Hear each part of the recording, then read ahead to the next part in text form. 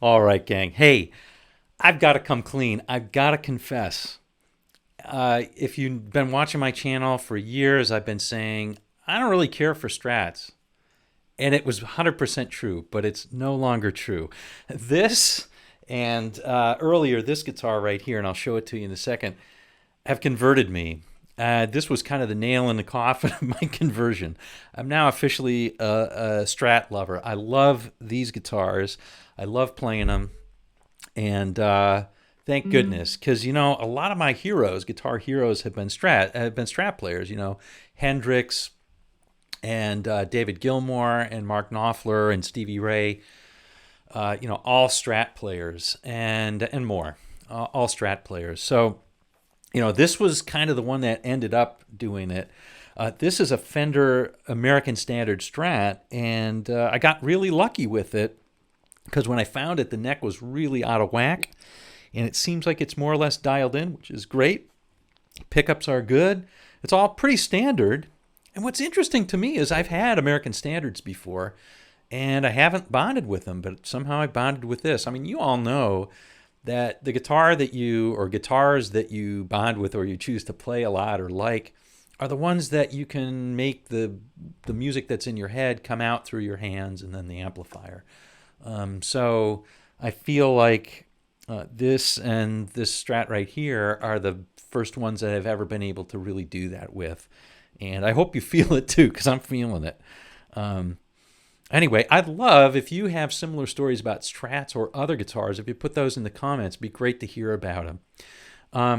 But I have a theory on this, because I've bonded with other guitars with I've both expensive or what would be expensive to buy today. They weren't expensive at the time, or inexpensive. For my ES335, certainly I feel that one when I play, or my Les Paul. Those are great guitars, and they'd be probably pretty expensive today if you got them. And as well as sort of my inexpensive Tellies that I've had throughout the years, or my Reverends. I really like the Reverend guitars that I've got. But anyway, I have a theory, and to do that, I kind of want to show the other guitar. Now, I know many of you are going to say, this ain't a Strat. I mean, come on, man, look at that headstock. That can't be a Strat. Yeah, it's true. I mean, I hear you. I definitely hear you. But this was really sort of the first guitar that was an S-style guitar that I really bonded with. And this is made by C.P. Thornton. He's a guitar maker in Maine, a boutique guitar maker in Maine. This is number 374 off of the line. This is the HTL, Homage to Leo model. And it really is kind of it's an incredibly comfortable guitar, for one thing. It's very light. And check this out. It's all built sort of on the pickguard, and the unit is all on a sort of on a carved out platform, which is kind of interesting. But I think what really got me is, all of it together. It has to all be there for it to work. But what really got me were the Lawler pickups. And these are all good, but the neck pickup, I think these are what are called black or blackface. I'm not sure. It goes from I think it's named after the Fender amp. They have Fender amp models for these. Anyway, it's kind of a vintage sound, and I play mostly out of the neck pickup so far, out of my Strats, and it's got that sort of throaty sound that I like, and this certainly has that. It's just a beautiful sounding guitar, and just plays great.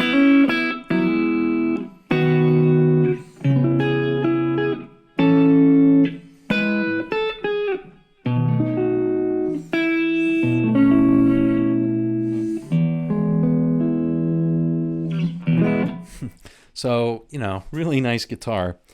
Anyway, so that's my theory, is that it's the whole thing, but particularly the pickups that really made me made me bond with this one. And once I bonded with this, it was easier to bond with this one, I've got to say. But I am enjoying my Strats, and finally feel like I can play a Strat and enjoy it. I've always wanted to, and just needed to confess that, get that off my chest.